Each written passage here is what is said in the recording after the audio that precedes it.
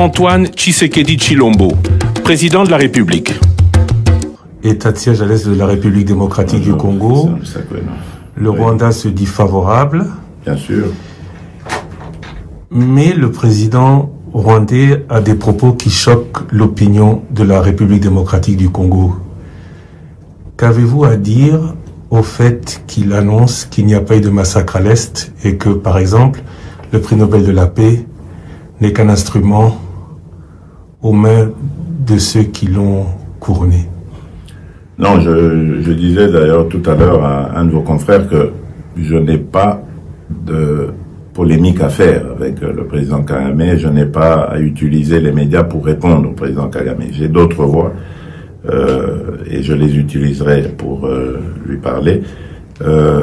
J'insiste ici sur le fait que le rapport mapping n'est pas un rapport congolais. Il est fait par des experts onusiens. C'est le rapport mapping.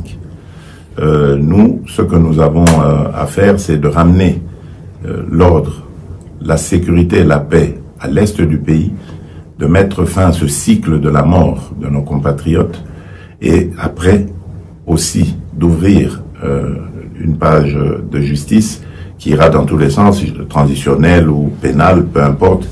Le but, c'est de rendre hommage à toutes ces victimes injustement abattues. Et donc, moi, je m'inscris plutôt dans la logique de la paix dans mon pays, la paix avec mes voisins, et je ne fais pas attention à ce genre de déclarations qui peut-être peuvent mettre le feu à la région, ça ne sert à rien. Donc je n'ai vraiment pas l'intention de répliquer à cela.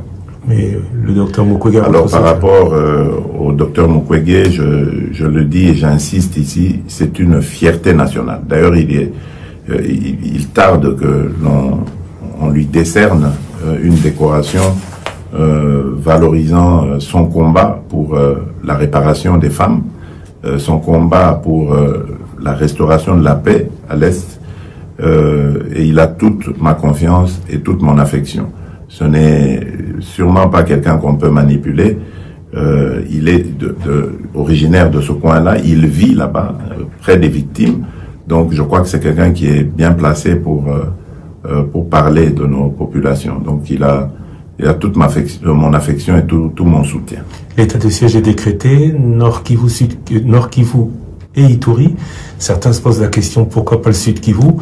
Mais surtout, combien de temps, selon vous, devrait-il durer? Le plus tôt possible serait le mieux pour moi.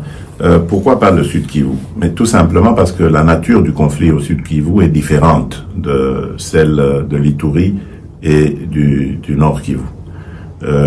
Au Nord Kivu, dans ces deux dernières, donc Nord Kivu, Ituri, il y a des groupes armés qui s'attaquent aux populations.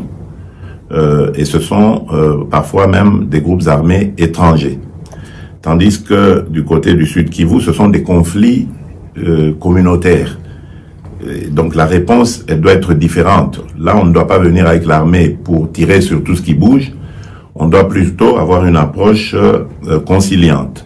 Leur apporter des réponses, par exemple, vis-à-vis de la présence de l'autorité de l'État, parce que c'est ça aussi qui fait que beaucoup de choses vont dans tous les sens. La réponse à leurs problèmes. Il y a souvent des conflits parce que le bétail des uns va brouter les champs des autres. Et donc voilà, c'est des choses comme ça qu'il faut régler, apporter une réponse au manque criant d'infrastructures, lutter contre la pauvreté, les difficultés qu'il y a là-bas, le manque de centres de santé adéquats, de routes, etc. Donc voilà, c'est des réponses comme ça qu'il faut apporter, tandis que en Ituri et au Nord Kivu, il faut une réplique militaire et de grande envergure. Vous avez un nouveau gouvernement. Le FCCK s'est terminé, définitivement. C'est une question ah, je pensais que vous posiez la question. Ça aurait pu être une question, mais à quand les premiers résultats? Et est-ce que vous vous sentez plus à l'aise avec deux alliés ou trois, M. Bahati, M. Bemba, M. Katumbi qu'avec Joseph Kabila? Ben, écoutez, je ne crois pas que ce soit une question de personne. Une coalition, c'est une question d'objectif. On coalise avec ceux qui regardent dans la même direction que soi, n'est-ce pas?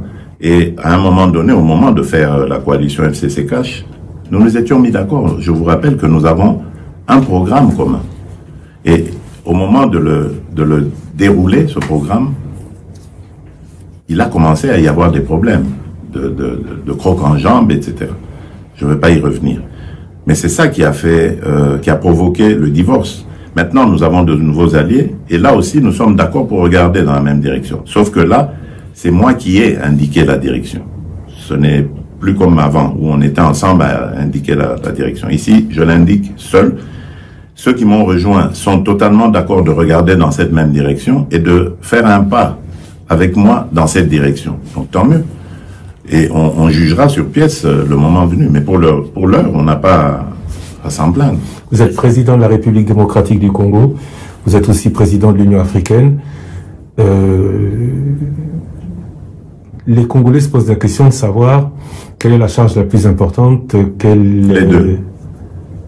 Les deux, parce que une République démocratique du Congo sans l'Afrique, ça sert à rien. Et une Afrique sans la République démocratique du Congo aussi, ce serait un vide important, toute modestie gardée.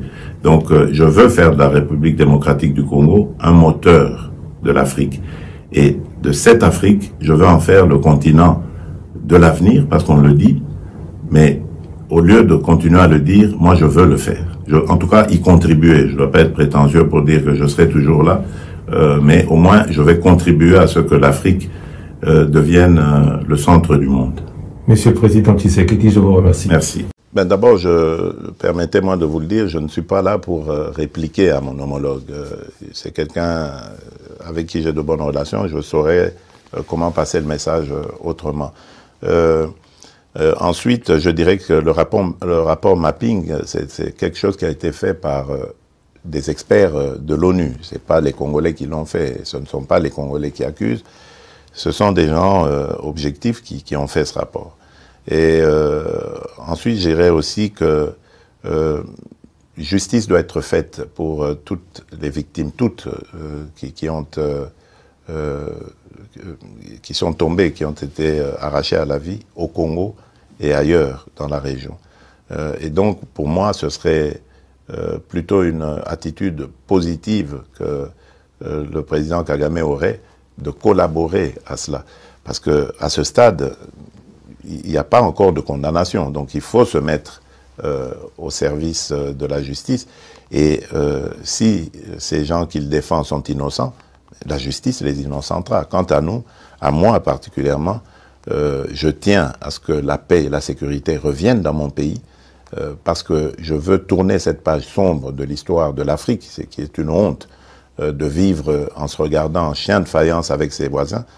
Je veux la paix pour mon peuple, mais pour les peuples voisins aussi, que nos pays se tournent vers leur développement plutôt que de se faire inutilement la guerre. Demain, lorsque cette paix sera une réalité, nous allons ouvrir ces pages aussi sombres avec la justice congolaise et voir dans quelle mesure nous pourrons régler les méfaits du passé par une justice transitionnelle ou par une justice pénale, enfin, peu importe. L'essentiel est de sortir de ce cycle infernal et d'aller sur le développement et les bonnes relations entre nos pays.